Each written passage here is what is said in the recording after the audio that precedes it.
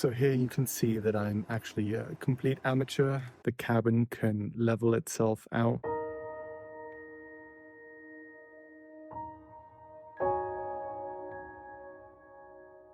Welcome to another video. My name is Johannes and I'm gonna take you on an adventure where I've operated timber harvesters in the forest.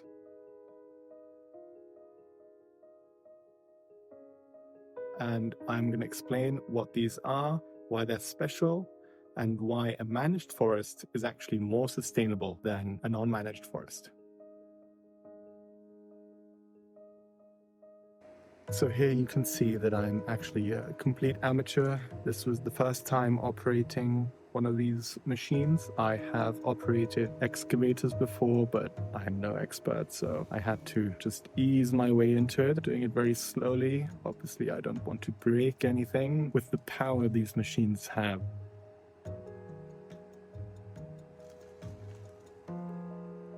Here I'm cutting the length of the trees, and this is all done automatic. You can see how fast this goes through the machine.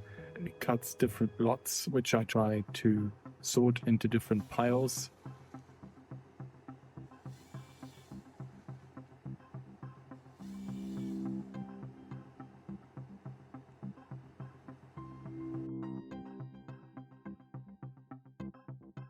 You have to ask yourself the question, how are you going to harvest the trees most efficiently? Back in the day, this used to be done by hand, so you would have people with hand saws go in and cut down these trees. These were then replaced by chainsaws. Still a very tough job, and very hardworking people were doing this. Now with technology, we've been able to put the human in a more safe environment, and this is obviously making things a lot easier. So there are different types of equipment that you may have seen out on a hike or towed around the highway. There are harvesters that actually cut down the trees.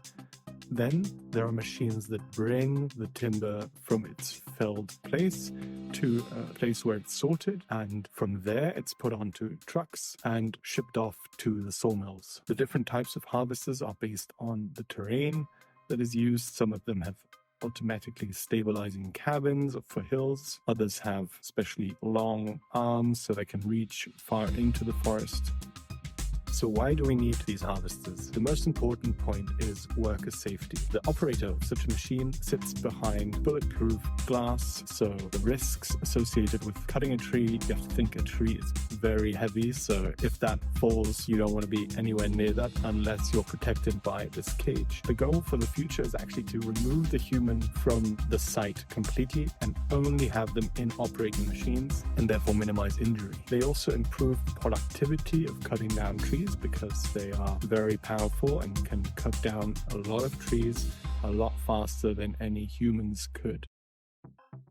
When it gets very steep, the machines can't drive on the steep hills because it's very slippery. This operation here uses a cable to get the trees from the hillside up onto a so-called landing. There you have two machines positioned, one of them with a processor head and one is just sorting. The one on the right you can see is letting through the trees in a similar way that I've attempted to. This processor head actually has a spray included, so if you look closely you'll see the spray dots on the end of the logs, essentially making it easier to know which is which. You have different grades, different lengths, all that is important. There you can see how it sprays. The biomass that cannot be turned into profitable logs, that will then be chipped into wood chips and used for energy production. So what's special about these machines, you'll notice they'll have very big tires, and that is actually similar to the tractors having big tires. It's to reduce the pressure that is put on the forest ground. So you want to minimize breaking any layers of the ground. So you increase the surface area that this heavy machine stands on, and therefore that reduces the pressure per square centimeter. The processor heads of some of these machines are actually already programmed with the right length. You can tell from the slow movement of the machine that it is me and the cockpit. This is not slow motion, this is just me being very careful. These machines are all similar, but then still different. This one has only a clasp and a saw, so it can't let through the trees as you saw in the other videos. Hey, I'm very proud as I come back from operating that. Sustainable forestry as a business has been around for a very long time, and for generations, you don't want to cut down more than grows back each year, because otherwise future generations won't have the luxury of harvesting as much timber as you were. Every forest will look at the area and then look at how much can be harvested each year and only harvest as much as grows back. So when we're discussing how sustainable forestry actually is, there's a case to be made that a managed forest is actually more environmentally friendly than a non-managed forest, if done in a sensible way, of course. So you think about having a tree in the forest.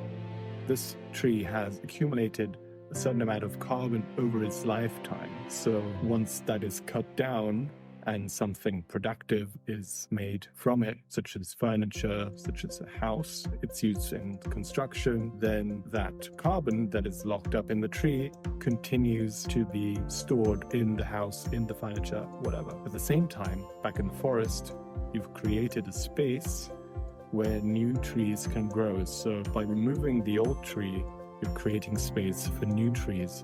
New trees will store the carbon going forward. In the alternative scenario, when you don't do anything with the forest, yes, there will be a lot of carbon stored in the forest, but it will reach an equilibrium where the trees that have matured die and decay. And when they decay, they release the same amount of carbon that they've actually stored over the lifetime. If you think about the entire cycle, the cycle of the forest will then be net zero over a long period of time.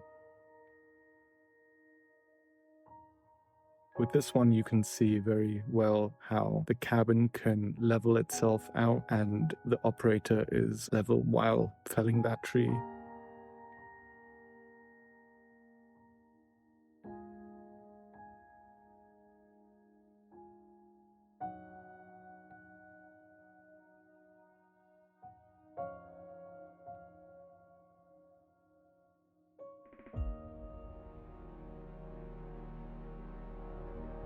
I would be very grateful if you could subscribe to my channel and let me know in the comments if you like this video and what kind of videos you would like to see me do in the future. Thank you very much for watching.